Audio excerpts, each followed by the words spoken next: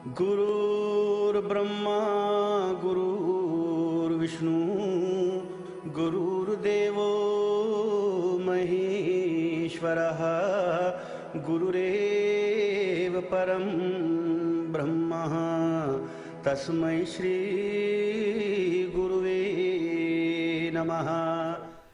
What will be the character of happens here? What happens here, God willing, doesn't have to be what happens every place else with anybody has something to do with me. I'm not looking for, number one, I have no interest in anybody following me. I'm not a person that anybody wants to follow. I say right up front, don't follow me. Because basically I don't want anybody to follow me where my vows are taking me. Because I actually made a vow when I was a child. And if people follow me, then my vow won't be effective, because my vow is to stay here until everybody else is gone. So a master like Srila Prabhupada says, come and follow me. Someone like myself says, don't follow me, go follow him. So I'm here to say to Catholics, go follow your saints. I'm here to say to Gaudiya Vaishnavas, follow Prabhupada. I'm here to say, don't follow that guy, do follow this guy. Don't follow her, do follow her. If you follow her, this is where she's going to take you. If you follow her, this is where she's going to take you. Because not everybody's taking everybody to the same place. Either in this life or the next. And let's just forget about the afterlife. Let's forget about God and the afterlife, any future. Let's just look at this life right now. If you follow these people, this is where they're going to take you in this life. If you follow those people, that's where they're going to take you in this life. So we can just boil it right down to pragmatics and authenticity. So that's where I am. I've set my face like flint or adamant, hard as stone, against certain people and certain teachings in this world, because I have had vast experience on where those teachings ultimately take people. So, if I oppose a person who is, representing certain teachings, or I oppose a kind of teaching, it's because I've seen the result, the end result of those teachings or that person's leadership. So anyway, in terms of my own service, I'm not somebody that I want anybody to follow. My service to others is to provide them with information and inspiration to go do what God has created them to do. Not to join some camp that I'm creating and imitate me. So, I mentioned Sakiras. Sakiras is love that's characterized by friendship or pure relationship, equal relationship. So, in life, it's like a dharma door, in one sense that certain personalities are attracted to certain flavors of love. Rasa is a flavor of love. So you might say, well, Baskin Robbins has 38 flavors or whatever. It's all ice cream, but they're really different from each other. So love is love, but it has very different flavors. Now, are you familiar with C.S. Lewis's book, The Four Loves? Mm-hmm. Okay, so with the Greeks, we look at Greek philosophy, and we look at how Plato, the discourse on love in Plato, and Socrates taught, his Goswamini, his female guru, taught Socrates about love, some important things about love. So, if we look at the four loves that were described by the Greeks, if we go over to the Vaishnava tradition, there are 5 basic loves, and then an infinite variety of combinations of those loves. Now, some of those combinations are what's called rasa, which means literally bad taste. And in our society, we would think of those as perversions. So, for instance, if you add the conjugal mood of love to a parent-child relationship, where the parent-child relationship is the dominant relationship, and then you add an element of conjugal to it, that's pedophilia. That's perverse. That's perversity. So there's all kinds of combinations of the basic five loves, which are completely rasabas, completely what they call, Prabhupada translates as perverted mellows or perverted flavors, literally distasteful, bad taste, rasabas. But there are tasteful, it's just like cooking, tasteful combinations of the different rasas. And the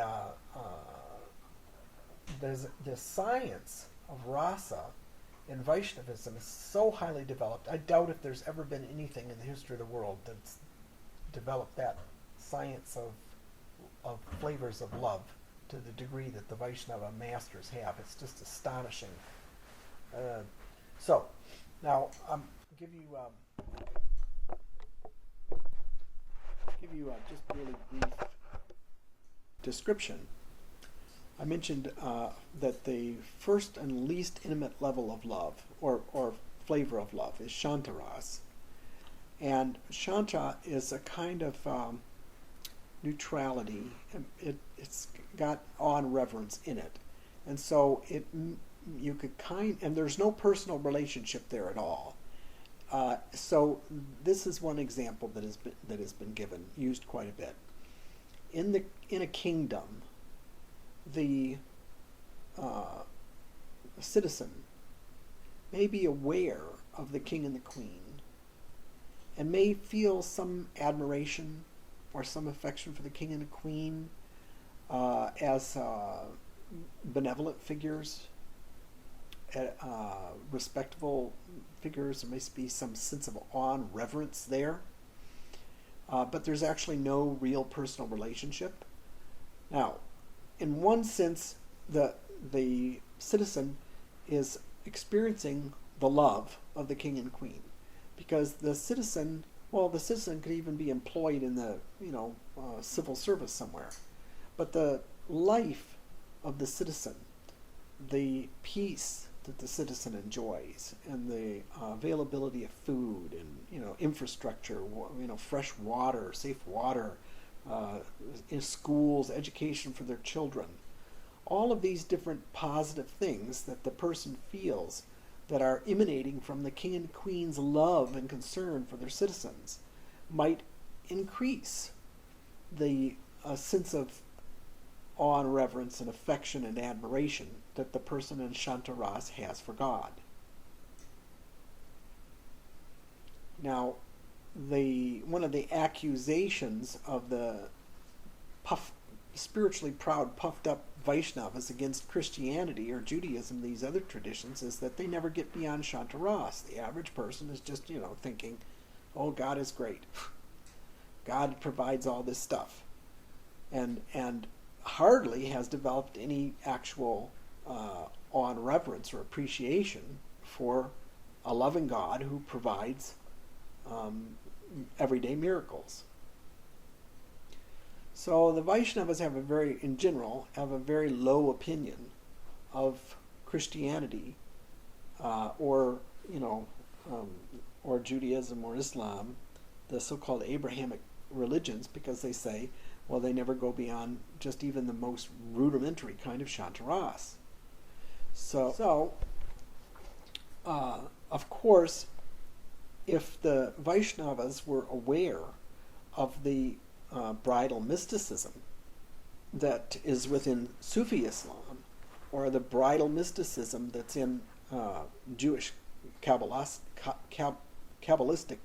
Shekhinah mysticism, if they were aware of the bridal mysticism in Catholicism, then they would understand that there is Madhurya Ras, there is a conjugal love relationship with the deity in those traditions. What about the other flavors of love? Well, I said earlier today that all of the other flavors of love are existing within the Catholic tradition. In our day and age, in my life, in the areas that I've been, in the contact I've had, and it could be entirely different in different places in the world where old school Catholicism has been more preserved. But my exposure to Catholicism has been to Counter-Reformation Catholicism, really extremely dumbed down Catholicism that is, in practice, almost indistinguishable from the Protestantism around here.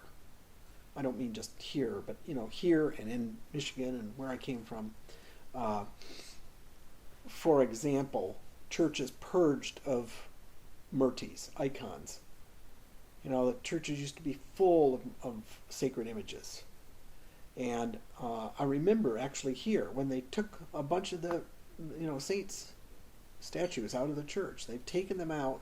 This reactionary movement to Protestantism and Catholicism has really, really been pathological. It's been a bad thing. It's removed so much of the sacred art and the music and everything. It's a dumbing down of the whole tradition, unfortunately. Removing all of these ancient things that are powerful and inspirational to people.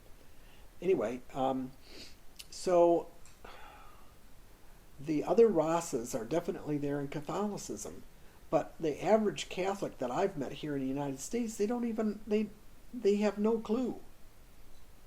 They're almost indistinguishable from the Protestants in their practice. So, I've described a little bit of Shanta in the context of a model of a kingdom.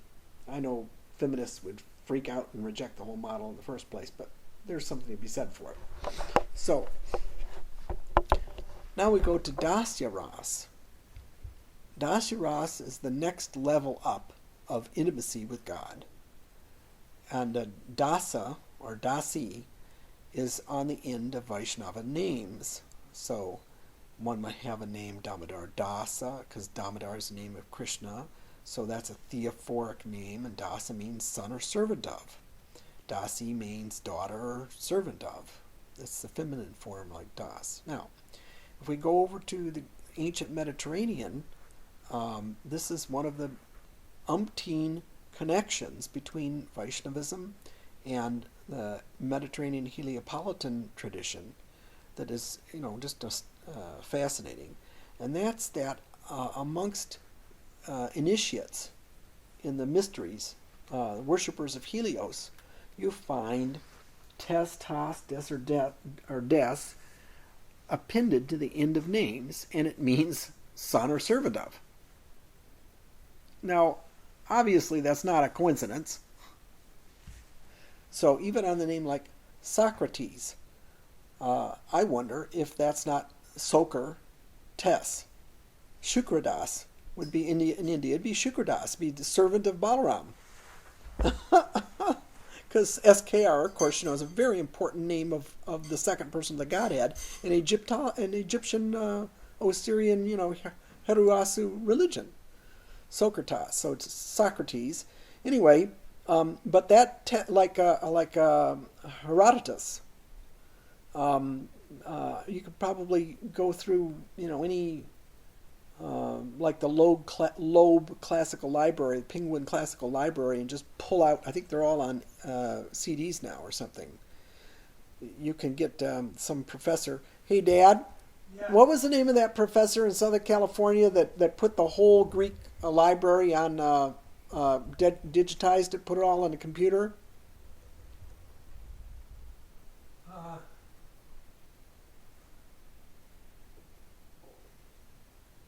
Tell me again.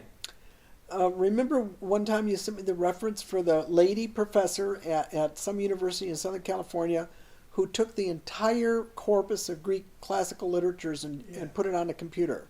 Yeah. And I could have, if I had, huh? McDonald, that's right. Okay, so it's available. When I did my original research, I actually had to buy or find the entire Penguin Classical Library, entire Loeb Classical Library in paperbacks, and try to acquire all of them or go to the library and read all of them. I read every single one. I tried to find things in the Greek, in the original Greek.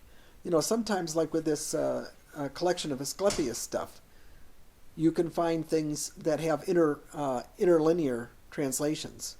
And so then if you have your dictionary, you know that you can break it down and you can transliterate the things yourself and figure them out yourselves. And I actually had to do that. I did that. And reading all of that, then you see through text after text after text, you see all these Helios worshippers that all have Tes or Tas or something like that on the end of their name. And then you know that there are, and other places that, you know, it's described, this is not controversial, that that's what that means on the end of these Greek names. It's an initiated name, and it means like son or servant of. So anyway, Dasya is that next level of flavor of love. And it's the servant flavor. So the example is given in the king's household. Actually, it can be a very intimate relationship to God, the Dasya, master-servant relationship. Because look at the intimate level of service that the personal servant of a king may have. The personal servant might draw his bath, you know, might trim his toenails. I mean, the personal servant might be very, very close and have a very intimate relationship with the master, like a disciple that has a very intimate relation, you know, master-disciple is often. A master-disciple relationship is usually a master-servant relationship. That's usually what it is. Sometimes it takes a father-son, you know, becomes a father-son relationship, but almost never. It's usually a master-disciple is usually a master-servant relationship. So if you look at religious orders around the world in different times, in places, it's usually a master-servant relationship. Now, this is where I make a comment about myself. I have no interest. I have no attraction for having servants, for having disciples. I've been a sannyasi all these years, and I've never had a guru puj,